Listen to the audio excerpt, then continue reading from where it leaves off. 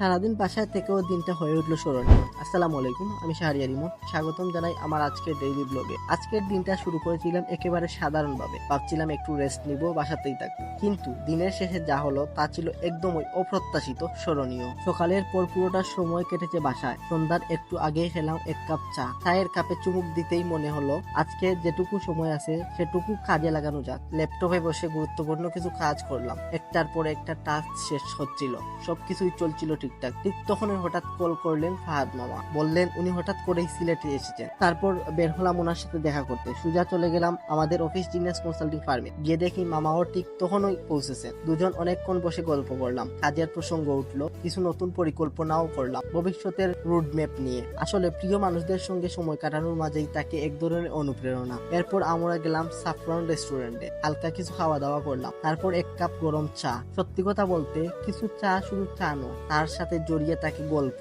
স্বপ্ন আর সম্ভাবনার নতুন নতুন দিক। চায়ের মাঝে আমরা অনেক কিছু শেয়ার করলাম, ব্যক্তিগত জীবন, পেশাগত ভবিষ্যৎ, সবকিছুই। গল্পের এক পর্যায়ে বিদায়ের সময় চলে এলো। তারপর দুজন রিক্সা উঠে চলে এলাম উপশহর। সেখান থেকে উনি স্টেশন যাবেন, কারণ আজ রাতেই ঢাকা ফিরবেন। আর আমি ফিরলাম বাসায়, হৃদয়ের মধ্যে একটা শান্তি নিয়ে। সারাদিন বাসায় থাকলেও দিনের শেষে বুঝলাম সময় কখন কিভাবে আমাদেরকে চমকে দেয় তা কেউ বলতে পারে না। একঘেয়েমি ভেঙে যাওয়া কিছু মুহূর্ত হয়ে উঠলো আজকের দিনের হাইলাইট। আর এমন ছোট ছোট মুহূর্তগুলোই আমাদের জীবনটাকে একটু একটু করে গড়ে তোলে। ঠিক যেমন সিলেট ভিসা সেন্টার গড়ে উঠেছে ধীরে ধীরে আমাদের ভালোবাসা, পরিকল্পনা আর পরিশ্রমে। এই ছিল আজকের দিনের গল্প। আবার দেখা হবে আগামী ব্লগে নতুন কোনো দিনের নতুন কোনো গল্প নিয়ে। Thanks for watching guys.